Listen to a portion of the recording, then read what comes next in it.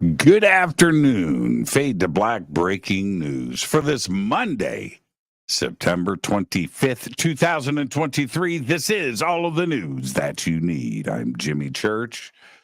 All right. Help support the show. Help support what we do. We have an amazing week coming up here on Fade to Black. Unbelievable. Tonight, an Ancient Aliens panel. We've got David Hatcher Childress, Nick Pope, and Robert Clotworthy all on the show at the same time tonight. You're not going to want to miss that. This is a very rare show to put together. Tomorrow night, Mike Herrera, UFO whistleblower, is on the show for the first time. Not going to want to miss that. Wednesday night, we have Caroline Corey and Sarah Breskman Cosme. This is a Wednesday night special double feature.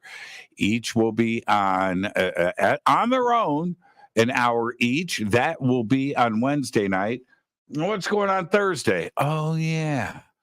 Randall Carlson is here, the beard of knowledge. What an amazing week here on Fade to Black, plus the news. Oh, man. Plus, what are we doing Thursday? Christina Gomez. So help support what we do here by getting a Fade to Black T-shirt. The links are below. Everything is autographed. Everything includes shipping. Easy to do. Click on the links below and get your Fade to Black T-shirts. All right. Let's get straight to it. We got a busy day today. On this day in history, 1513, I was there.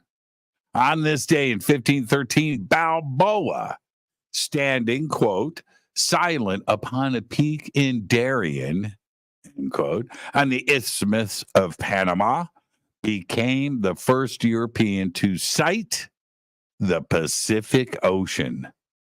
That's right. Don't forget, I went to Balboa High School down there.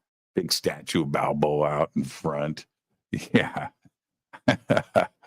The town of Balboa. Yeah. On this day in 1513. All right, here's your fader fact. And I know you didn't know this. Rugs from IKEA. Now, listen. I'm going to say this again.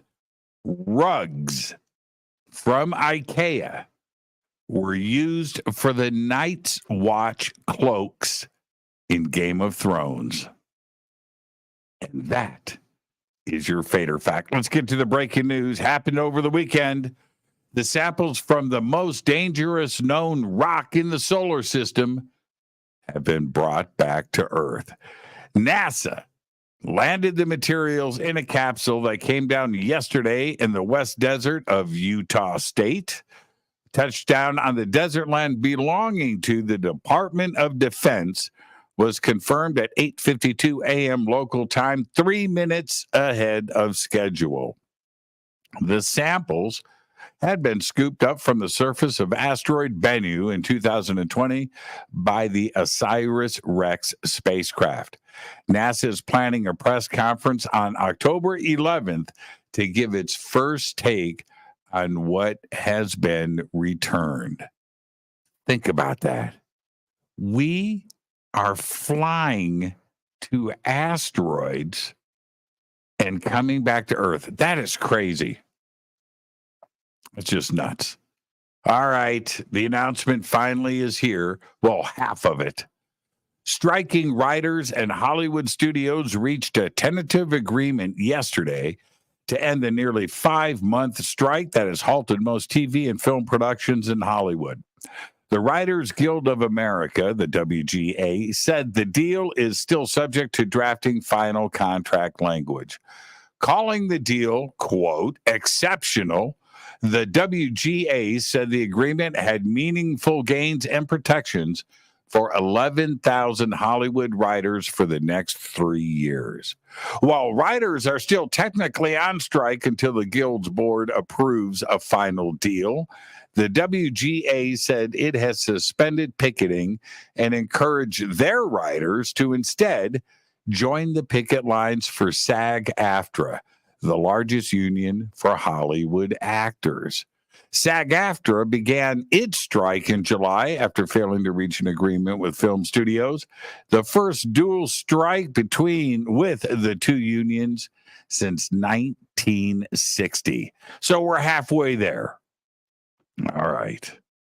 A 13-foot alligator has been killed, police say, after it was spotted in Florida with the remains of a woman in its jaws.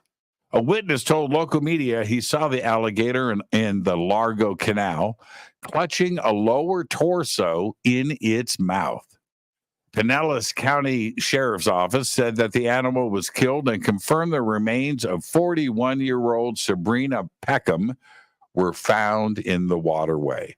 An investigation will determine the circumstances behind the woman's death. Police said deputies were called at around 13:50 local time on Friday after a report of a body in the waterway. Incredible. Wealthy and white communities in the United States and Canada were much more likely to oppose wind energy projects, according to a new study from the University of California, Santa Barbara researchers. The study looked at more than 1,400 onshore wind projects across the United States and Canada between 2000 and 2016 and analyzed the factors that made some communities more likely than others to oppose them.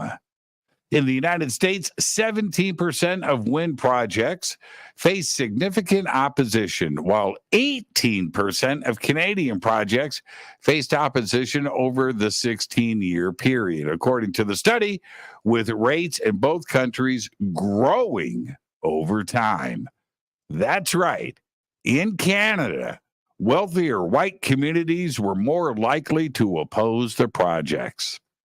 The study shows that white and richer communities have more power to approve or kill projects.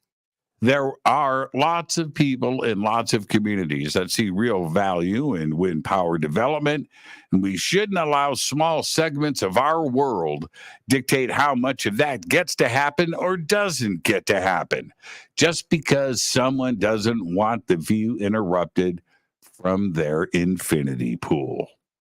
I'm just saying. And finally, I'm going to leave you with this. It's time for you to sit down.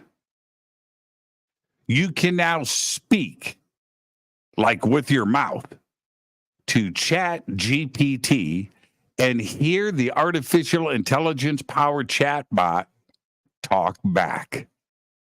OpenAI, the startup behind the AI chatbot, announced today that it is rolling out new features, including the ability to let users engage in a back and forth voice conversation with ChatGPT.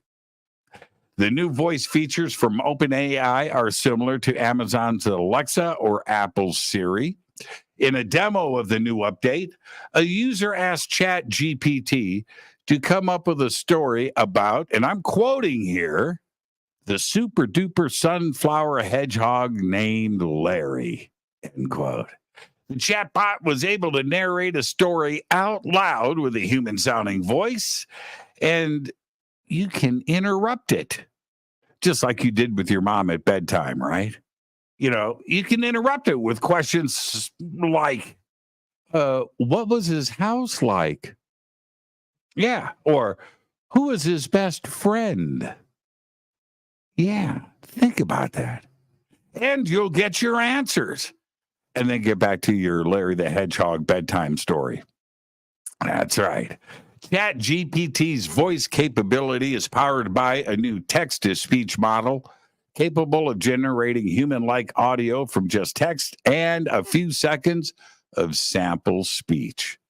OpenAI collaborated with professional voice actors to create the 5 different voices that can be used to animate the chatbot. This is scary stuff, and it goes deeper, like into your fridge deep. OpenAI is rolling out a new feature that lets ChatGPT respond to an image. Like what? Well, Like you can snap a picture of the content of your fridge and ask ChatGPT to help you come up with a meal plan using the ingredients you already have. Or you can ask the chatbot to focus on a specific part of an image with its drawing tool in the app, like a bottle of ketchup.